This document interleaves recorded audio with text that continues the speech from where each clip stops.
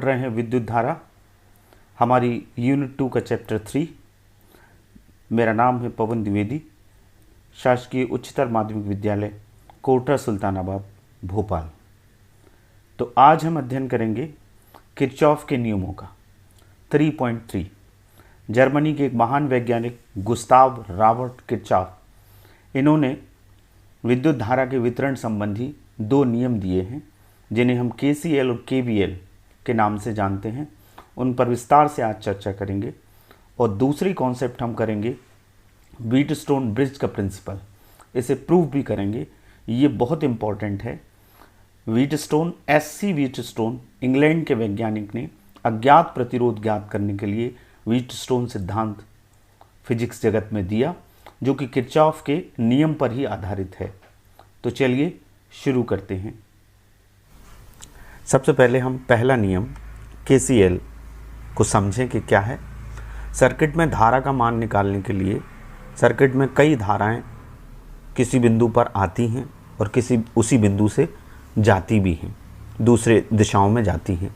तो पहला नियम ये कहता है कि किसी भी विद्युत परिपथ में किसी संधि स्थल पर मिलने वाली समस्त विद्युत धाराओं का बीजगणितीय योग शून्य होता है। Algebraic sum of current on any junction point is equals to 0, summation I is equal to 0, sigma I is equal to 0। धारा का योग शून्य होता है। अब इसको लागू करने के लिए एक चिन्ह परिपाटी है, वो ये है कि किसी भी जंक्शन पॉइंट पे, नोड पे जितनी धाराएं आती हैं उनको हम पॉजिटिव लेते हैं और जितनी हैं उन्हें हम ऋणात्मक लेते हैं। तो संधि की ओर आने वाली सारी धाराएं धनात्मक और संधि से दूर जाने वाली सारी धाराएं ऋणात्मक। देखिए कैसे इसको लागू करते हैं। ये आपको डायग्राम दिख रहा होगा। इसमें दो करंट I1 और I2 जंक्शन पॉइंट O की तरफ आ रही हैं और तीन धाराएं I3, I4 और I5 ये इस संधि स्थल से, इस नोड से बाहर की तरफ जा रही हैं। इसका मतलब ये है कि आने वाली दोनों प्लस और जाने वाली तीन माइनस, तो आने वाली का योग जाने वाली के योगफल के बराबर होगा। इसका मतलब ये होगा कि I1 प्लस I2 ये दो प्लस और minus I3 minus I4 minus I5 इन सब का सम क्या आएगा? 0 आएगा। हम इसको लिख सकते हैं, पक्षांतर करेंगे तो I1 plus I2 is equal to I3 plus I4 plus I5।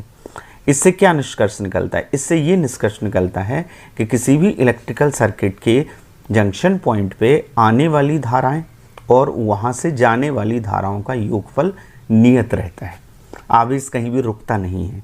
तो ये नियम आवेश संरक्षण के नियम पर भी आधारित है। ये आपको बात याद रखनी है कि यह नियम आवेश संरक्षण, चार्ज कंजर्वेशन लॉ को फॉलो करता है।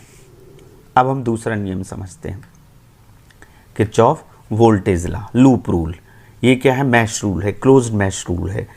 इलेक्ट्रिकल सर्किट में बहुत सारे एलिमेंट्स लगे रहते हैं, बहुत सारी चीज़ें होती हैं। उसमें कैपेसिटर्स हो सकते हैं, उसमें रेजिस्टेंसेज हो सकते हैं, उसमें करंट्स कई सेल से आ सकती है, जा सकती है। तो सर्किट कुछ कॉम्प्लिकेटेड होते हैं। तो किरचॉफ ने कॉम्प्लिकेटेड सर्किट की धारा और रेजिस्टेंस और वोल्टेज को निकालने के लिए जो रूल दिए हैं वही ये हैं। उनमें से दूसरा नियम बहुत इंपॉर्टेंट है। व्हीटस्टोन ब्रिज का जब हम सूत्र निकालेंगे तो इसी किरचॉफ के दूसरे नियम का यूज़ करेंगे। अब ये कैसा है, जरा इसका स्टेटमेंट समझ लेते हैं। किसी बंद विद्युत परिपथ यानी लूप, क्लोज्ड मैश के विभिन्न प्रतिरोधों एवं उसमें बहने वाली संगत धाराओं के गुणनफल का बीजगणितीय योग, किस किस का? प्रतिरोध का और उसमें बहने वाली धाराओं का यानी RI, उनका बीजगणितीय योग उस बंद परिपथ में उपस्थित विद्युत वाहक बलों EMF के बीजगणितीय योगफल के बराबर होता है। यानी sigma RI summation RI equals to sigma E summation E। ये E विद्युत वाहक बल EMF कहलाता है। इसको और डिटेल में हम आगे पढ़ेंगे। तो ये स्टेटमेंट ये कहता है कि RI का गुणनफल किसी भी क्लोज्ड मैश में, बंद परिपथ में, जहाँ से चलें वहीं आ जाएं, वो क्लोज्ड सर्किट, क्लोज्ड मैश में, किसी जाल में, सर्किट में R और I रेजिस्टेंस और धारा के प्रतिरोध और धारा के गुणनफल का योग, ये समेशन यानी योग, उसमें उपस्थित विद्युत वाहक बलों के योग के बराबर होता है। अब इसमें भी एक साइन कन्वेंशन है इसको लागू करने के लिए। वो क्या है? इसमें लेफ्ट हैंड साइड में हमने आर आई लेना है और राइट हैंड साइड में ई लेना है। तो जब हम किसी भी क्लोज्ड मेश में धारा की डायरेक्शन में चलते हैं तो आर आई को क्या लेते हैं, धनात्मक लेते हैं, और धारा के अपोजिट चलेंगे, विपरीत दिशा में चलेंगे तो आर आई को निगेटिव लेंगे। ऐसे ही सेल में 2 इलेक्ट्रोड होते हैं, माइनस और प्लस। यदि सेल में माइनस से प्लस की तरफ जाते हैं तो ईएमएफ को पॉजिटिव यानी धनात्मक लेते हैं, और प्लस इलेक्ट्रोड से माइनस इलेक्ट्रोड की तरफ जाते हैं तो ई को क्या लेते हैं, पॉजिटिव लेते हैं। ये इसका साइन कन्वेंशन है। धारा की दिशा में चलें तो धारा और प्रतिरोध के गुणनफल को धनात्मक लेते हैं, और धारा की विपरीत दिशा में चलने पर आर आई को ऋणात्मक लेते हैं। इसी प्रकार सेल में ऋण ध्रुव से धन ध्रुव की ओर जाएंगे तो विद्युत वाहक बल को धनात्मक लेंगे, और धन ध्रुव से ऋण ध्रुव की ओर जाएंगे तो विद्युत वाहक बल को ऋणात्मक लेंगे। कुछ एग्जाम्पल से ये समझ में आएगा, हम न्यूमेरिकल्स भी करेंगे, उससे और आपको क्लियर हो जाएगा। चलिए इसका एक उदाहरण देखते हैं। ये एक सर्किट है, ये क्लोज्ड लूप है, ये बंद परिपथ है। इसके 2 हिस्से हैं, 2 खंड हैं। एक है ए डी सी बी ए, यहाँ से शुरू करें और यहीं आ जाएं तो ये क्लोज सर्किल है, और दूसरा है C D E F C. इसमें हम दोनों कंसीडर करेंगे और कैसे होगा। ये हमारा नियम है sigma R I is equal to sigma E. तो हम सबसे पहले पहला वाला लेते हैं, ए डी सी बी ए। इसमें कैसे होगा, जब हम ए से डी की तरफ चलेंगे तो यहाँ ये सेल जो E2 पड़ रहा है उसमें हम प्लस से माइनस की तरफ जा रहे हैं, यानी इस E2 को हम क्या लेंगे, माइनस लेंगे। जब हम I2 और R2 को देखते हैं तो जब हम D से C की तरफ जाएंगे तो I2 बाहर की तरफ आ रही है और हम विपरीत दिशा में जा रहे हैं धारा की, तो I2 R2 ऋणात्मक होगा। और यहाँ B से A की तरफ जाएंगे तो R1 और I1, ये I1 की दिशा में ही हम चल रहे हैं तो I1 R1 पॉजिटिव आएगा, और E1 पॉजिटिव आएगा बिकॉज हम ऋण इलेक्ट्रोड से धन इलेक्ट्रोड की ओर जाएंगे। चलिए देखते हैं कैसे होगा। देखिए I1 R1 प्लस है। सबसे पहले यहाँ से हम शुरू करते हैं A से D की तरफ, तो धारा की विपरीत दिशा में गए तो I2 R2 क्या आएगा, ऋणात्मक। ऊपर गए, यहाँ धारा की दिशा में गए तो I1 R1 का आएगा, प्लस का।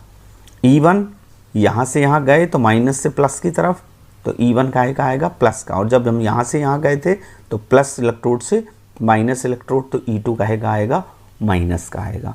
इस तरह से हमें लगाना है। ये समीकरण 1 हो गया। अब नीचे वाले में हम देखते हैं, C D E F C में यहाँ से यहाँ गए तो I2 बाहर जा रही है और उसी तरफ हम जा रहे हैं, I2 R2 का गुणनफल क्या आएगा, प्लस। जब हम E बिंदु पर आए तो ऊपर से आने वाली धारा और ये धाराएं दोनों मिल गई, तो यहाँ I1 प्लस I2 हो गई। धारा की दिशा में ही हम चल रहे हैं तो I1 प्लस I2 भी क्या रहेगा, प्लस में रहेगा, और इंटू R3। ऊपर C से D की तरफ गए तो माइनस से प्लस की तरफ, तो यहाँ प्लस में क्या आएगा, E2 आएगा। इस तरफ क्या आएगा, E2 आएगा प्लस का। तो इस तरह से हम किरचॉफ का दूसरा नियम लगाते हैं। RI एक तरफ, E एक तरफ। RI में धारा की दिशा में चलें तो RI प्लस, धारा के अपोजिट चलें तो RI माइनस। EMF में ऋण इलेक्ट्रोड से धन इलेक्ट्रोड की चलें तो EMF प्लस, धन से ऋण की तरफ चलें तो EMF माइनस। ये हमको कन्वेंशन याद रखनी पड़ेगी, तब जाके हम किरचॉफ के नियम को किसी भी सवाल को हल करने के लिए, सर्किट के रेजिस्टेंस को या धारा को निकालने के लिए लगा सकते हैं। चलिए हम न्यूमेरिकल करेंगे। तो ये और बता दूं कि ये ऊर्जा संरक्षण नियम के अनुकूल है। पहला वाला आवेश संरक्षण और दूसरा वाला ऊर्जा संरक्षण नियम को फॉलो करता है। तो हम अब न्यूमेरिकल करते हैं इस पे बेस्ड। पहला बड़ा सरल है, एक डायग्राम आपको दिया गया है, ये NCERT के ही हैं, NCERT की बुक के न्यूमेरिकल्स हैं और ये इम्पोर्टेंट भी हैं। इस डायग्राम में आप देख रहे हैं I कैलकुलेट करना है, ये I है। यहाँ पर ये जंक्शन पॉइंट पे 2 एम्पियर धारा आ रही है, 4 एम्पियर आ रही है, और जंक्शन से इस जंक्शन से जाने वाली धाराएं हैं 0.5 एम्पियर, 1.5 एम्पियर, 2 एम्पियर और I। ये सारी जाने वाली हैं और ये आने वाली हैं। इसका मतलब है जाने वाली और आने वाली का योग, जाने वाली और आने वाली का योगफल क्या होगा, बराबर होगा। तो किरचॉफ का फर्स्ट लॉ लगाएंगे तो इस संधि पर आने वाली क्या है, 2 और 4, तो 2 + 4 एम्पियर, और जाने वाली कौन कौन सी, ये सारी 1.5, 2, I और 0.5। इन सबको जोड़ देंगे तो 1.5 और 0.5 हो गया 2, 2 और 2 4 और ये 2 और 4 6, आई क्या आ जाएगा 6 - 4, पक्षांतर हो गया 2 एम्पियर। इस तरह से 2 एम्पियर बड़ी आसानी से हमने निकाल लिया। एक किरचॉफ का फर्स्ट लॉ लगा है। सेकंड को हम इस क्वेश्चन में देखते हैं कि कैसे यूज़ करेंगे।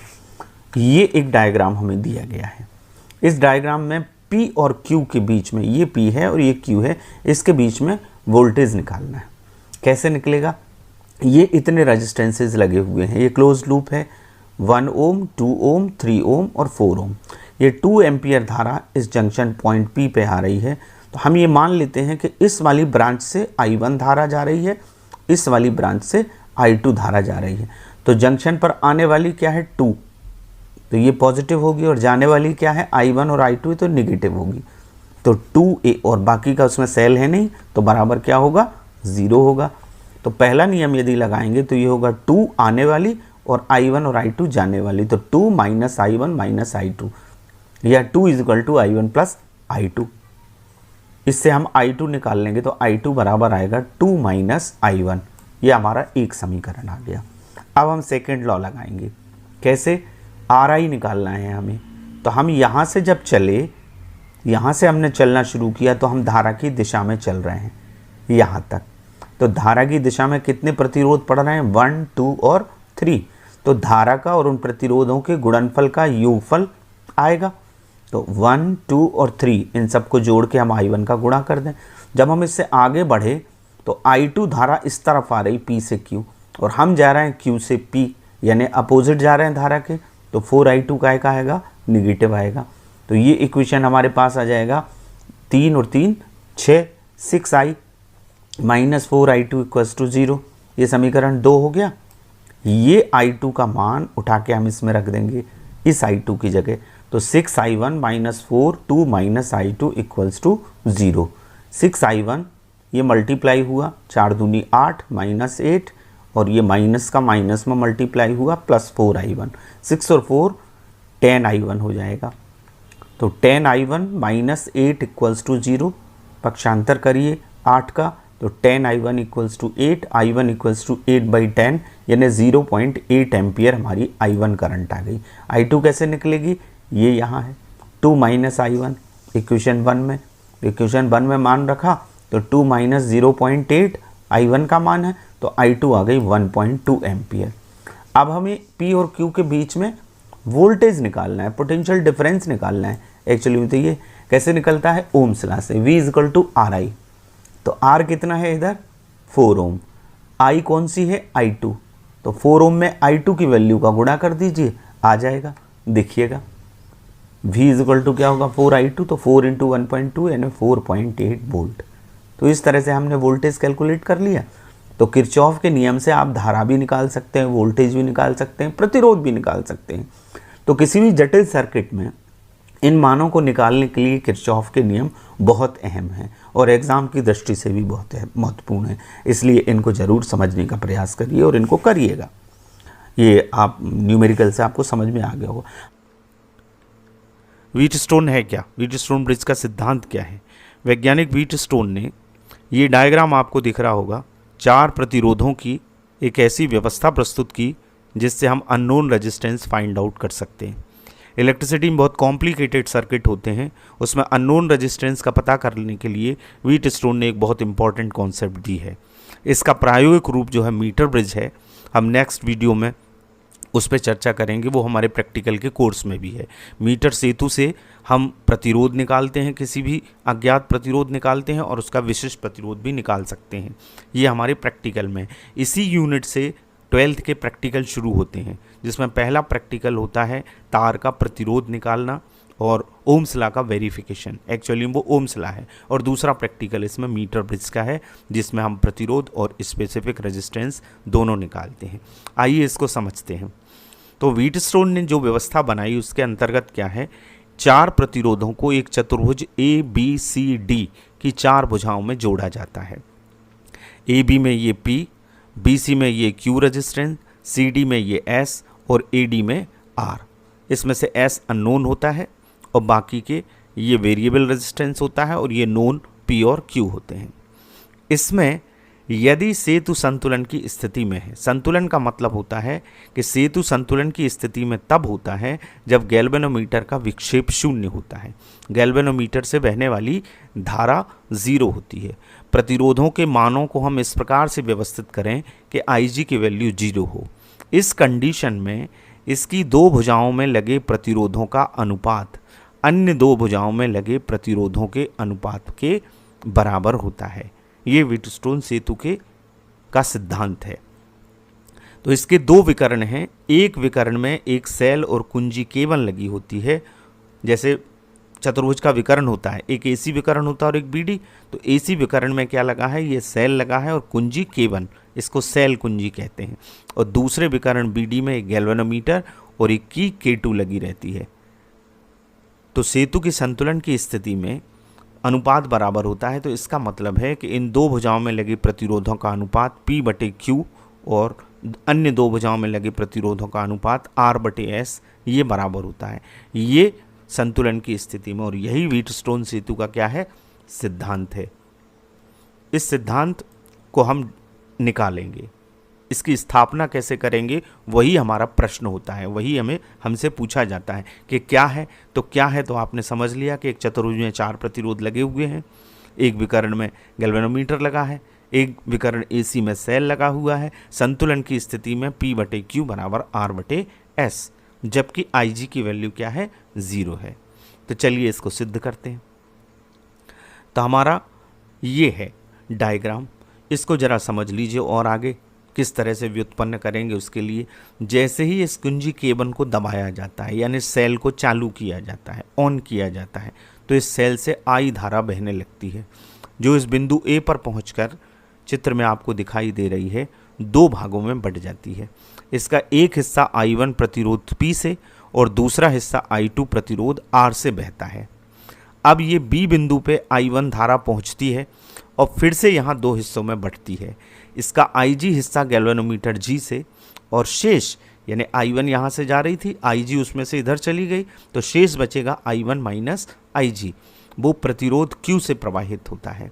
यहाँ D बिंदु पर देखिए, R से आने वाली धारा यानी AD से आने वाली धारा I2 और ऊपर से ये गैल्वेनोमीटर से आने वाली धारा IG दोनों जुड़ती हैं D बिंदु पर। तो प्रतिरोध S से बहने वाली धारा I2 प्लस IG होती है और यहाँ से I। तो इस तरह से ये धारा का विभाजन हो गया। अब हम इसको सिद्ध करेंगे किरचॉफ के दूसरे नियम से।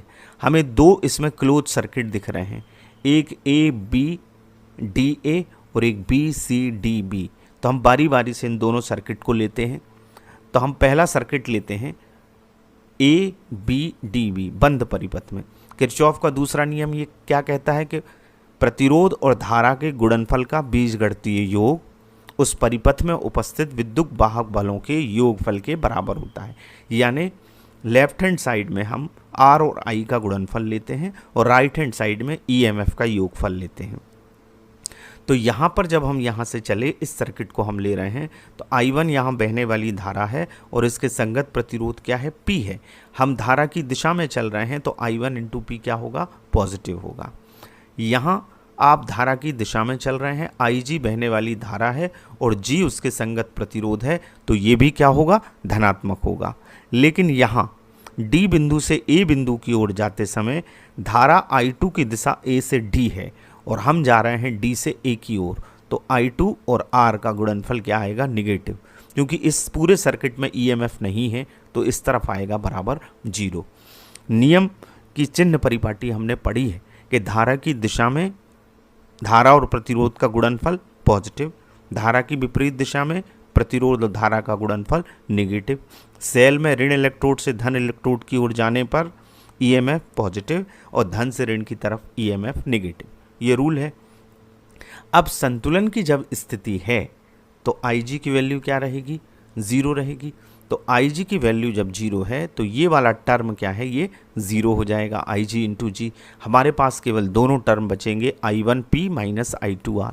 हम इसका पक्षांतर कर देंगे तो हमारे पास आ जाएगा I1P इक्वल्स टू I2R। ये हमारा इक्वेशन फर्स्ट हो गया। अब हम इस दूसरे सर्किट से दूसरा समीकरण बना लेंगे BCDB से। कैसे बनाएंगे, चलिए देखते हैं। ये तो आ गया पहला समीकरण हमारा I1P इंटू I2R। दूसरा हमने सर्किट कौन सा लिया, BCDB। अब यहाँ से देखिए किरचॉफ का दूसरा नियम लगाइए। धारा की दिशा में हम चल रहे हैं, यहाँ धारा क्या है I1 माइनस IG और संगत प्रतिरोध क्या है Q, इन दोनों का गुणनफल प्लस होगा।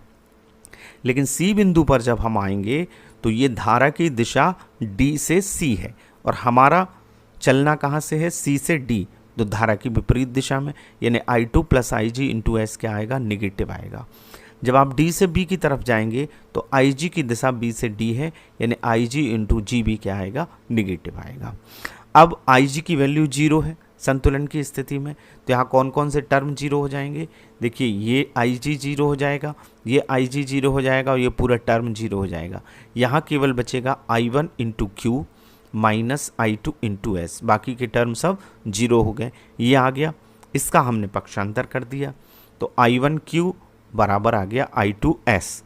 ये हमारे समीकरण 2 आ गया। अब समीकरण 1 में हम समीकरण 2 का भाग दे देंगे तो LHS divided by LHS, RHS divided by RHS। I1 से हमारा I1 क्या हो जाएगा, कैंसिल हो जाएगा। यहाँ I2 से हमारा I2 कैंसिल हो जाएगा, तो हमारे पास फाइनल रिजल्ट आ गया P upon Q is equal to R upon S। ये व्हीटस्टोन सेतु का सिद्धांत है। इसका प्रायोगिक रूप चूंकि मीटर ब्रिज है, मीटर ब्रिज में ये एस अननोन रेजिस्टेंस हम मान लेते हैं। नेक्स्ट वीडियो में जब हम मीटर ब्रिज की चर्चा करेंगे उस प्रैक्टिकल की, तो मैं आपको बताऊंगा कि किस तरह से उसमें अननोन रेजिस्टेंस फाइंड आउट किया जाता है। तो व्हीटस्टोन ब्रिज का आपको प्रिंसिपल समझ में आ गया होगा, आप करिएगा इसे। नेक्स्ट हम एक क्वेश्चन करने जा रहे हैं, उस क्वेश्चन में किरचॉफ के नियम और व्हीटस्टोन सेतु का है और NCERT का ही है, वो हम करेंगे। देखिए ये हमारा सवाल है, व्हीटस्टोन सेतु की 4 भुजाओं में प्रतिरोध AB बराबर 100 ओम, BC बराबर 10 ओम, CD बराबर 5 ओम, DE इजकल टू 60 ओम है। धारा मापी का प्रतिरोध 15 ओम है। AC के मध्य विभवांतर 10 वोल्ट है।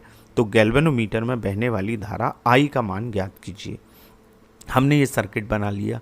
AB में कितना लगा है 100, BC में कितना लगा है 10 ओम, CD में कितना लगा है 5 ओम, AD में कितना लगा है 60 ओम। गैल्वेनोमीटर का रेजिस्टेंस ये 15 ओम है और 10 वोल्ट का ये वोल्टेज लगा हुआ। पूर्व की तरह ही जिससे हमने व्हीटस्टोन सेतु को सिद्ध किया है, हम इसका क्लोज सर्किट ये लेते हैं ABDA। यहाँ A से चलें और यहीं आ जाएं, तो वही धारा और प्रतिरोध के गुणनफल का बीजगणितीय योग विद्युत वाहक बलों के बीजगणितीय योग के बराबर, और धारा की दिशा पॉजिटिव, धारा की विपरीत दिशा नेगेटिव। तो यहाँ धारा I1 है, प्रतिरोध 100 ओम है, तो 100 I1 प्लस का आ गया। यहाँ 15 ओम प्रतिरोध है गैल्वेनोमीटर का, IG धारा है, यही हमको निकालना है 15 IG प्लस का। यहाँ उसमें हमने अभी किया था, ये अपोजिट डायरेक्शन में जा रहे हैं, तो 60 I2 ये माइनस का आएगा। अब इस पूरे समीकरण में 5 का भाग जा रहा है, तो हम 5 से इसको क्या कर देंगे, डिवाइड कर देंगे, तो ये हो जाएगा 20 I1 और ये 5 दिया 15 3 IG और 12 पंजे 60 माइनस 12 I2 इजकल टू 0। ये हमारा इक्वेशन फर्स्ट आ गया। अब हमने सेकंड निकालना है, तो धारा की दिशा में चलेंगे तो 10 का और इसका गुणा I1 माइनस IG का प्लस होगा। यहाँ जाएंगे तो 5 का और इसका गुणा माइनस होगा, और यहाँ ऊपर जाएंगे तो 15 और IG का गुणा भी क्या होगा, माइनस होगा। देखिए यहाँ 10 10 में इसका गुणा होगा, लेकिन धारा की दिशा में जा रहे हैं लिहाजा ये क्या है, प्लस है। यहाँ -5 अपोजिट डायरेक्शन में जा रहे हैं तो ये माइनस है। यहाँ भी हम करंट के अपोजिट डायरेक्शन में मूव कर रहे हैं तो -15 IG। अब हम इसको मल्टीप्लाई कर लें, ब्रैकेट को तोड़ दें, तो 10 I1 minus 10 IG minus 5 I2 minus 5 IG minus 15 IG। अब इन सबको जोड़ लीजिए, 15 10 और 5 15 और 15 30 IG, तो ये आ गया 10 I1 minus 30 IG minus 5 I2। इसको हमने अब विलोपन विधि से हल करना है, तो यहाँ 20 है, तो यहाँ 20 करने के लिए क्या करिए, इस समीकरण में 2 का गुणा कर दीजिए, मल्टीप्लाइंग बाई 2, तो 10 दूनी 20, 30 दूनी 60 और 5 दूनी 10, ये आ गया। अब हमारे पास 2 समीकरण हो गए, हम इसमें एलिमिनेशन मेथड लगा देंगे, विलोपन विधि लगा देंगे। तो हमने ये पहला समीकरण लिखा ऊपर, उसके नीचे दूसरा समीकरण लिखा और घटा दिया समीकरण 1 में से 2 को घटाया तो चिन्ह बदलेंगे, ये माइनस का, ये प्लस का, ये प्लस का, ये 20i1 और ये 20i1 क्या हो गया, कैंसिल हो गया। 60 और 3 क्या हो जाएगा, 63 और माइनस 12 में से 2 गया, माइनस का 12 है तो माइनस 2i2। अब यहाँ से हम 2i2 इधर पक्षांतर कर दें तो 2i2 equal to 63ig, i2 की वैल्यू आ जाएगी 63/2ig। ये हमारा इक्वेशन थर्ड आ गया। तो क्या आया equation third, i2 equal to 63/2ig। अब हमें एक और क्लोज सर्किट यहाँ दिख रहा है, वो कौन सा, ADCE। इसमें हम लगाएंगे, इसमें वोल्टेज भी है तो राइट हैंड साइड भी आएगा। अब देखिए i2 यहाँ जा रही है 60 है तो ये प्लस, ये 5 और ये i2 प्लस IG है तो ये प्लस, और बराबर में आ जाएगा 10। कैसे आएगा, 60i2, ये 60 इंटू i2 धारा की दिशा में, 5 इंटू i2 प्लस IG ये भी धारा की दिशा में, और ये इस तरफ बराबर में जो EMF आना है वो कितना है, 10। इसको मल्टीप्लाई करिए तो 60i2 plus 5i2 plus 5IG। अब इसमें आप देख रहे हैं कि ये 60 और 5 65i2 हो जाएगा और ये 5IG इज इक्वल टू 10। ये पूरे में 5 का भाग जा रहा है तो हम इसको सरल करने के लिए, छोटा करने के लिए 5 का भाग दे देंगे। तो 5 से भाग दिया 65 में, 13i2, ये 5 से 5 कम 5IG और 5 दूनी 10। ये हमारा समीकरण 4 आ गया। अब हम 3 से जो i2 का मान लेके आए थे ये 63/2, वो i2 की जगह हम यहाँ रख देंगे। तो 13 और 63/2 IG प्लस IG, इसको 2 से डिवाइड करेंगे तो 31.5 IG। इसमें 13 का गुणा करते हैं तो ये आता है 409.5 IG, 409.5 IG प्लस IG, ये 410 हो गया, बराबर 2, ये चला ही आ रहा है। IG की वैल्यू निकालना है, 2 में इसका भाग दे देंगे 410.5 का, इसको डिवाइड करते हैं तो ये आता है 0.004872, कैलकुलेट कर लेना आप, इतना एम्पियर। ये एम्पियर में हमारा आंसर आया। अब हम इसको वैज्ञानिक अंकन पद्धति जो 11th में है वो आपने पढ़ी है, दशमलव को, पॉइंट को फर्स्ट नॉन जीरो नंबर के बाद लाया जाता है। तो फर्स्ट नॉन जीरो नंबर के बाद जब हम पॉइंट को शिफ्ट करते हैं तो यदि हम दाहिने तरफ शिफ्ट करते हैं तो 10 के ऊपर उतनी ही ऋणात्मक घात लगती है जितना हमने पॉइंट को शिफ्ट किया है, और बाईं तरफ शिफ्ट करते हैं तो 10 पे प्लस की घात लगती है। तो हम इसको शिफ्ट कर देते हैं 1 2 3, तो 4.8 इंटू 10 टू द पावर 3 अंक शिफ्ट किया, -3 एम्पियर। अब आपको पता है 10 की घात ऋण 3 एम्पियर 1 मिली एम्पियर होता है। इसका मतलब है IG की वैल्यू आ गई 4.872 मिली एम्पियर। तो ये हमने किरचॉफ के नियम और व्हीटस्टोन सेतु से ये एक न्यूमेरिकल किया जो उस पर बेस्ड था। तो आज आपने जो कुछ समझा उस पर अभ्यास के कुछ प्रश्न आपके लिए हैं जिन्हें आपको करना है।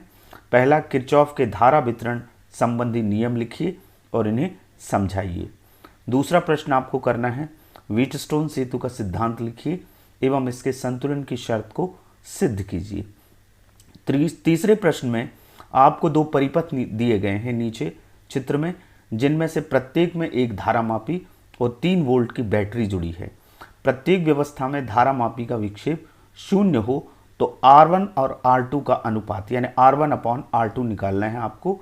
ये 2 सर्किट हैं, व्हीटस्टोन ब्रिज जैसा आपने पढ़ा है उसके आधार पर ये निकलेगा, तो आप करिएगा। हमारा घर हमारा विद्यालय की समय सारणी आपके पास है, आपके शिक्षक शिक्षिकाओं के मार्गदर्शन में आप अध्ययन करिएगा। Thank you very much.